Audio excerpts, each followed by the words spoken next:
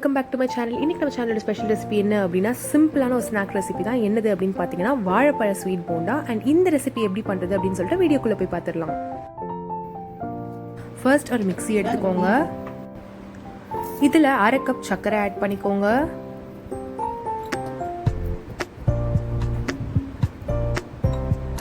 இதோட ஏலக்காவை தோல் எடுத்து அதுக்குள்ளே இருக்க அந்த விதையை மட்டும் ஆட் பண்ணிக்கிறேன். இப்போ இது நல்லா ஃபைனான பவுடராக அரைச்சிக்கலாம். இந்த மாதிரி ஒரு நல்ல ஃபைனான பவுடர் அரைச்ச பிறகு 2 வாழைப்பழத்தை குட்டி குட்டியாக வெட்டி ஆட் பண்ணிக்கிறேன். இதை நல்லா பிளெண்ட் பண்ணிக்கலாம். இந்த மாதிரி நல்லா அரைஞ்ச பிறகு 1 கப் மைதா ஆட் பண்ணுறேன் இதோட.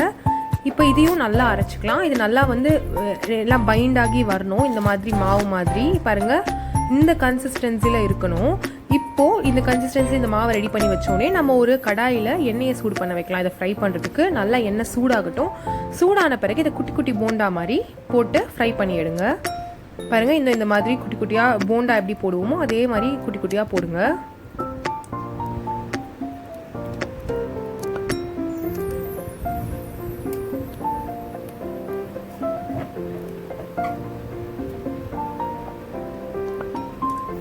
இந்த மாதிரி நல்லா கோல்டன் ப்ரௌன் ஆற வரைக்கும் ஃப்ரை பண்ணுங்கள். ஸோ தட் இது வெளியில் நல்லா கிறிஸ்பியாகவும் இல்லை சாஃப்டாகவும் இருக்கும் இந்த போண்டா.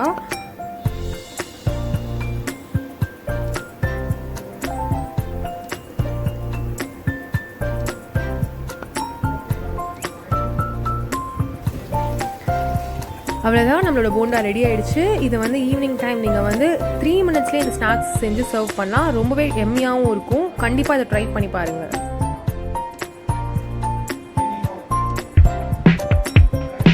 இன்னும் நிறைய சிம்பிள் ரெசிபீஸ்க்கு மறக்காம சேனலை சப்ஸ்கிரைப் பண்ணிருங்க.